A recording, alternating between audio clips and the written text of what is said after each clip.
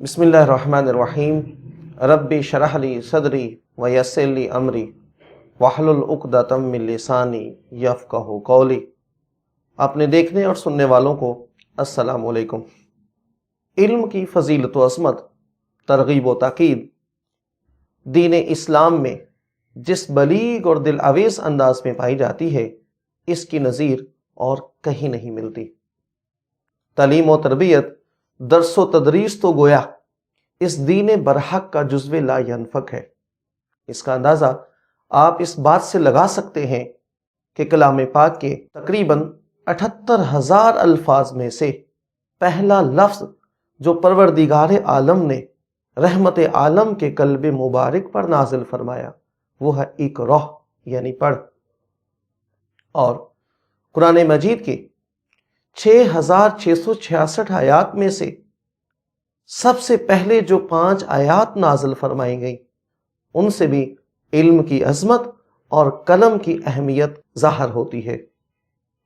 ارشاد ہے، بسم اللہ الرحمن الرحیم، اقرأ بسم ربک الذی خلق، خلق الانسان من علق، اقرأ وربک الاکرم الذی علم بالقلم علم الانسان ما لم یعلم، یعنی اے رسول پڑھیے اپنے رب کے نام سے جس نے پیدا کیا، جس نے انسان کو خون کے لوتھڑے سے پیدا کیا۔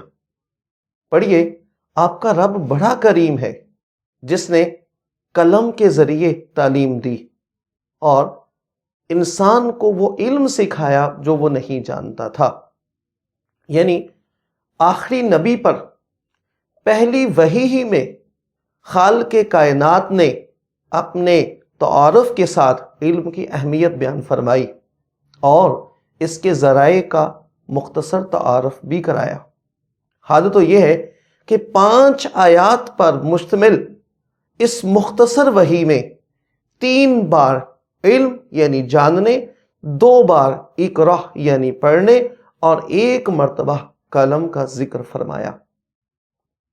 گویا وحی الہی کے آغاز سے ہی جس چیز کی طرف سرکار دو عالم کے ذریعے نوع بشر کو توجہ دلائی گئی وہ لکھنا، پڑھنا اور تعلیم و تربیت کے جوہر و زیور سے انسانی زندگی کو آراستہ کرنا تھا۔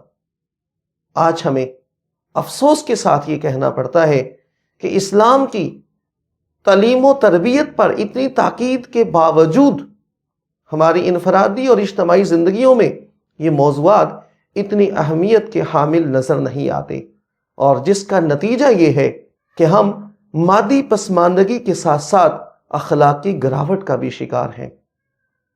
اور آج اگر ہمیں ترقی کرتی اور تیز رفتاری سے آگے بڑھتی دنیا کے ساتھ چلنا ہے اور اپنے معاشرے کو ڈیولپ کر کے باعزت، خوددار اور ترقی یافتہ قوموں میں شامل ہونا ہے، تو ہمیں اپنے نونہالوں کو، اپنے جوانوں کو تعلیم و تربیت کے زیور سے آراستہ کرنا ہوگا، کیونکہ تعلیم و تربیت میں معراج پا کر ہی دین و دنیا میں سربلندی اور کامیابی حاصل کی جا سکتی ہے۔ اللہ ہم سب کا حامی و ناصر ہو۔ بہت شکریہ۔